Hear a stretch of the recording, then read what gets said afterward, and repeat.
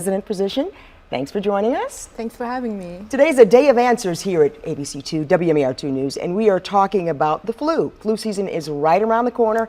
Eric Taylor, meteorologist, was just telling us last night that fall starts next week. So next week, fall, and then we have to worry about the temperatures getting colder, and then we have to worry about dealing with the flu. It's got a couple of questions we're going to ask you, and also we're live on Facebook, so you can feed us your questions as well.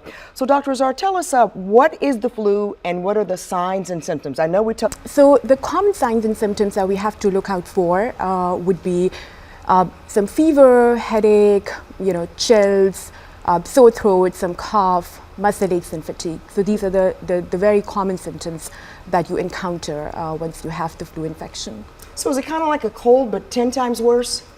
So you cannot really differentiate between the common cold and the flu just by looking at the symptoms, because there is an overlap between the sign and symptoms. However, the main difference is in the complications that the flu virus can actually give you, but the common cold won't really give you that complications. So how does the flu virus spread? So the main way by which it's going to spread is the respiratory droplets. So whenever the person who is infected with the flu virus sneezes or coughs, he's just going to spray the respiratory droplets. And then the person who is going to inhale those respiratory droplets or is going to come into direct contact with them through the objects on which the spray of the droplets has been is going to get the infection. So like from a sneeze or a cough? Exactly. So just from the sneeze, coughing, so you get the direct exposure to the respiratory droplets, or if those droplets have landed on the objects like towels, table, and the device is going to stay active there for 48 hours. For 48 hours? Yes, exactly. And then anytime the other person comes into contact with those droplets from the objects like the table, the towel, clothes, and then they touch their eyes or the mouth through the contaminated hands, they're just going to contract the virus. That's why we always say wash your hands. Exactly, wash your hands exactly. Right over so and that's over again. the key. So you have to wash your hands. So when we think about the flu, we always talk about the young and the elderly in some of the compromised communities. Why is it so important to worry about some of the complications of the flu, and how serious can it be? So I think it's a very good question, because we need to know the complication of the flu virus in order to know the intensity of this infection. So the common complications of this infection would be pneumonia. So because the respiratory airways, they're just going to be compromised, and then there is just going to be some inflammation of your airways, rendering you more susceptible to what we call pneumonia. So it could be a viral pneumonia just from the flu itself, or after the flu there could be a bacterial pneumonia. So the bacterial pneumonia itself can be a very fatal complication, requiring the hospital and sometimes the ICU admission. And so when you get to that point, then you have to talk about treatments. What treatment is available for the flu? So the treatment that's commonly available is the antiviral medication. The common one that we use is the Tamiflu.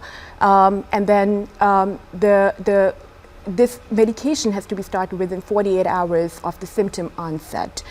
We give this we don't give this medication to everyone. So for example, people who are not the high-risk people, like not extremes of age, who don't have the severe symptoms, who just have the milder infection, that can just resolve at its own. However, people requiring hospitalization or who are living with the people who are at risk of getting complications from the flu virus, we generally treat them with the medication, and this has to be started within 48 hours of contracting the infection. Alexa, thanks for joining us. You have a question. What is the best way to kill flu germs? So the most important way would be so if somebody has the infection, you try to avoid inhaling the droplets. And then the other way to get rid of the germs itself would be to wash your hands. And you can use the alcohol-based sanitizers as well. So that's how you can actually get rid of the germs. So how can people protect themselves from contracting the flu? So the most important thing, as I said earlier, would be to wash your hands. That's just a simple way. And the other thing would be to avoid coming in close contact with the people who already have got the flu infection. And then the masks are available. So any person in hospital who has been diagnosed with flu infection, we have the special masks and we put them on the droplet precautions. So where we don't basically inhale the respiratory droplets from the air.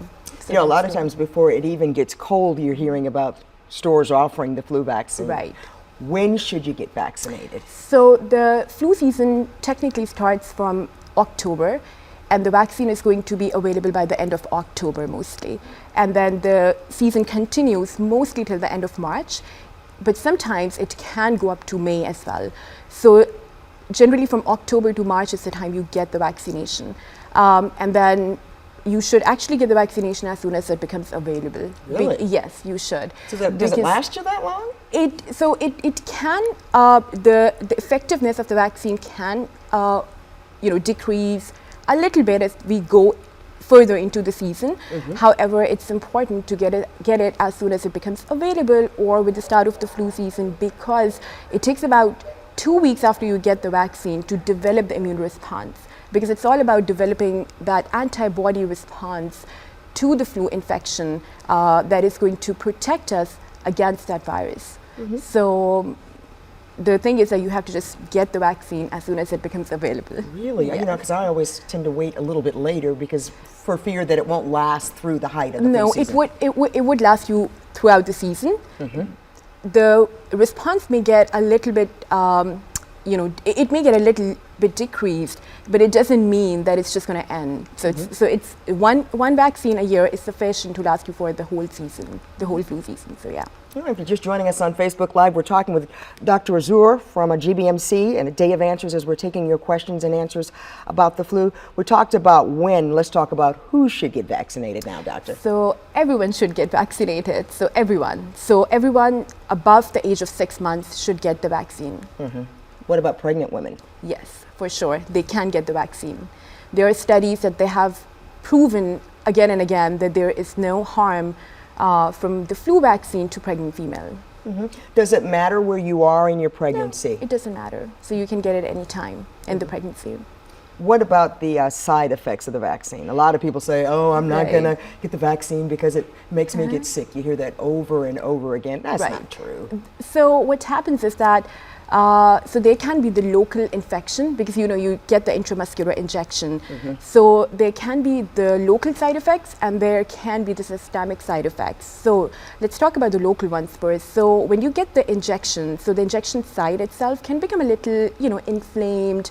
There can be some soreness and swelling there, and that can just it can just go away in like 1 or 2 days. On the other side, some people, you would hear them saying that, oh, I got, I felt feverish, or I felt fatigued and generalized aches after getting the vaccine. So what happens is that the flu vaccine itself is stimulating your immune response. And in doing so, sometimes you can get some milder fever and some aches, but they just usually last for like 1 to 2 days. And then so these are just the common side effects, and they are going to be much less as compared to the actual complications of the flu itself. So the benefit of getting the vaccine is for sure going to outweigh the complication of the flu virus itself. Brittany wants to know, well, actually her question disappeared. Actually, she says she doesn't like giving her son medicine. Are there any home remedies for the flu? So unfortunately, none of the home remedies have proven to prevent you from getting the flu vaccine. No home remedies? No home remedies. So not all the gargling that my mom's told me to do over all these years? It's not going to... No over-the-counter medicines? No, so it's not going to prevent you from getting the infection. Yeah. What about if you get the vaccine and a different strain of the flu comes along? So the vaccine itself is going to cover most of the strains that we predict are going to be active for the season. However, there is a possibility that you get infected from the strain which is not there in the vaccine, or against which the vaccine might not be extremely effective. So that is a possibility. However, by getting the vaccine, you're covering yourself for most of the strains that are going to be active for this particular season. So it's all about, minimizing the chance of getting the infection. Nothing can be 100% effective. A lot of people say that once they get the flu, it just comes out of nowhere, no way to prepare for it. Are there any early indications or signs that you can?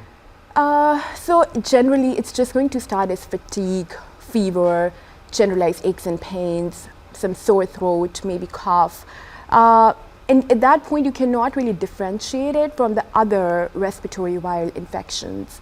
But then if you, so you cannot like really, the only way to prepare, I would say, is to get yourself vaccinated. Mm-hmm.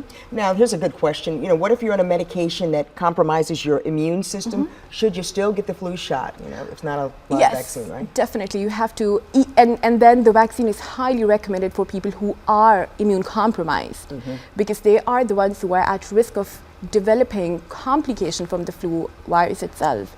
So it is really important that they do get the vaccine. Yeah. Kyle is asking, when should I get my flu shot by? So I guess the latest you should get your flu shot. So I think it's going to get available by the end of October. So mm-hmm. as soon as it's available, you can surely get it. Yes. Yes. Now, and some people do get a booster. Is that true? So there is no. So it's a yearly vaccine. Okay. So every year you have to get the flu vaccine. But can you get it later? Get it twice in a season? No, you don't have to. No, you. It's just so if you have got the vaccine earlier in the flu season, you mm-hmm. don't need a booster for that. Does it matter? Does it matter where you go to get your flu shot? Because everybody's, a lot of people are offering. So any licensed center, you can get the vaccine from them. Any licensed center or the hospital. So when does flu season start and end? So it starts from the end of October, goes generally till March, mm-hmm. but sometimes can extend up to May as well. So will GBMC hold any flu vaccine clinics, and if so, when, and who's eligible for that? So everyone is eligible for that. Anyone can come into our walk-in clinic and then get the flu vaccine, and then the vaccine is going to be available throughout the flu season, so October till March. Why is it so important that young children mm-hmm. and the elderly get the flu vaccine? That's because these are the two extreme ages that are going to be most vulnerable to the flu complications and hospitalizations. So children who are less than 5 years of age, mm-hmm. Their immune system is still developing. And same goes for the older people, especially the age group above 65. Mm-hmm. So as you age, your immune system, it starts to decline. And you might not be able to surmount the immune response like the normal healthy adults or individuals would. So these two extreme ages are at the higher risk of developing the flu complications and then hospitalizations as a consequence of that. So that's why we have to be a little careful for these two groups of ages. So somebody's writing in that they read the CDC is recommending getting the flu shot early this year. Why is that? So so it doesn't. So when I looked at the CDC guidelines, so mm-hmm. it says that just started from October. So it doesn't. So it has to be from the as soon as the flu season starts, which mm-hmm. is the October, we have to get the vaccine. So it doesn't really matter. So October.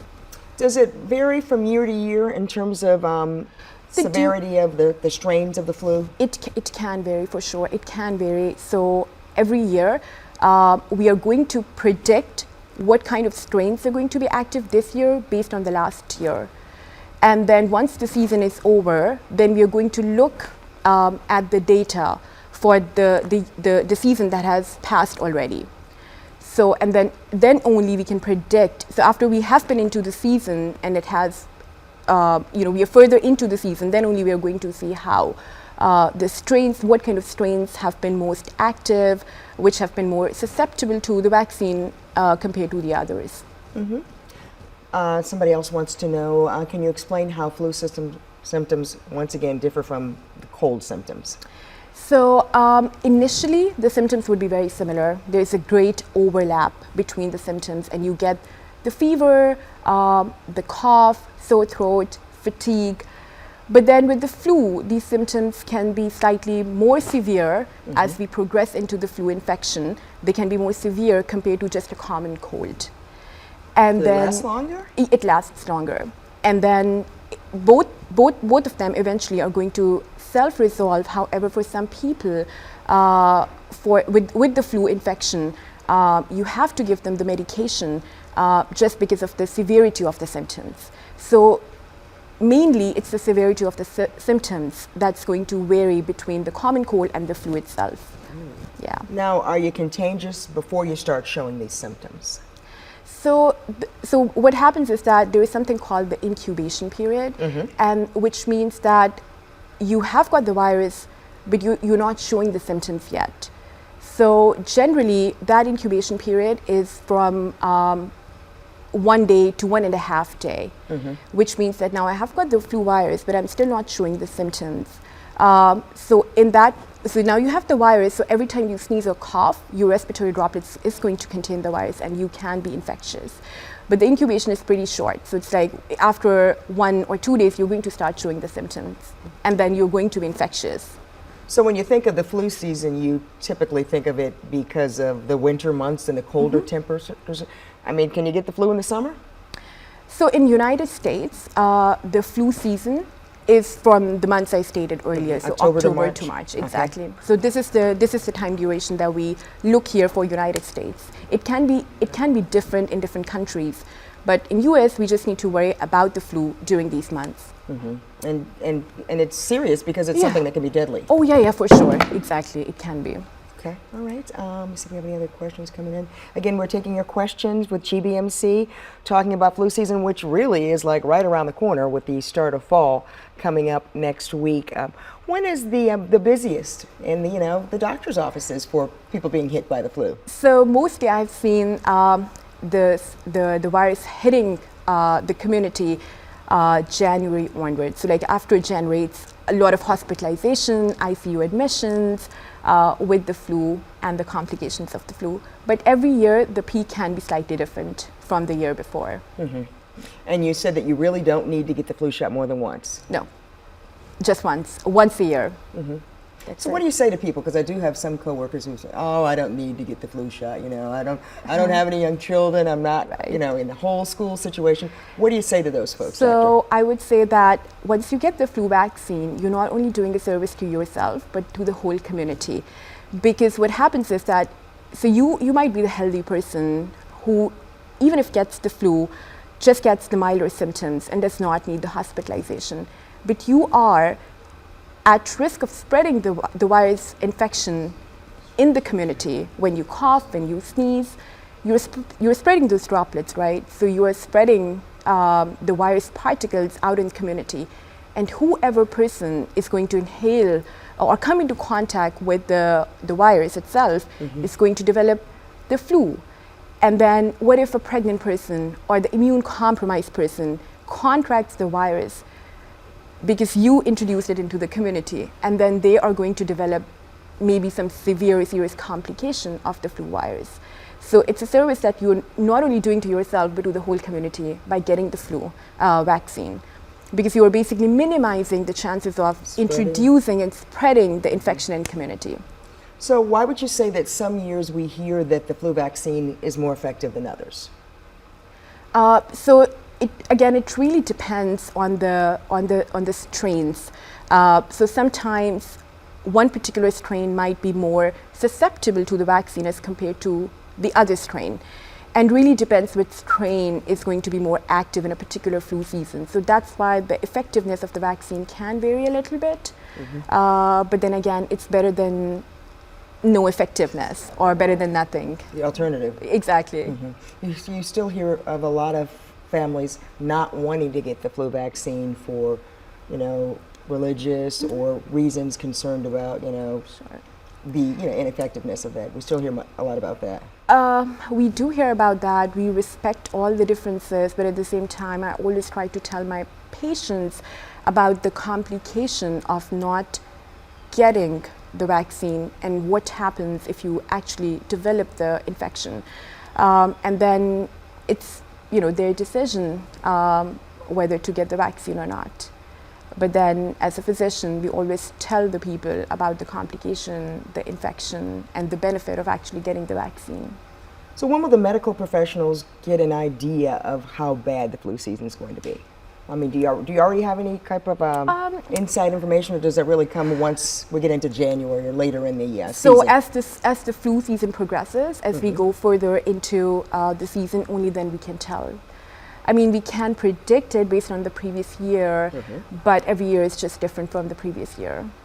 So Now, for people who don't like shots, is the flu mist still an option, or is that no longer available? I'm not.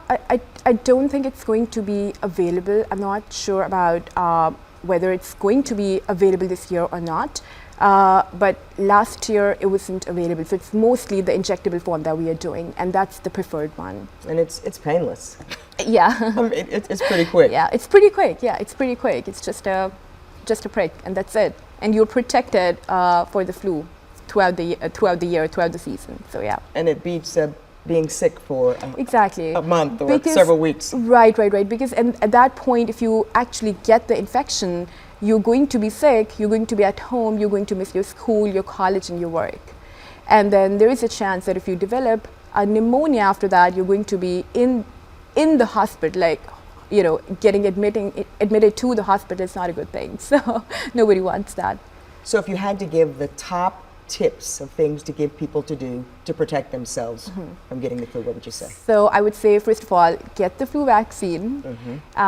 Second of all, wash your hands frequently and try to avoid the places where you already know that somebody is infected. So minimize your exposure to them till they are infected.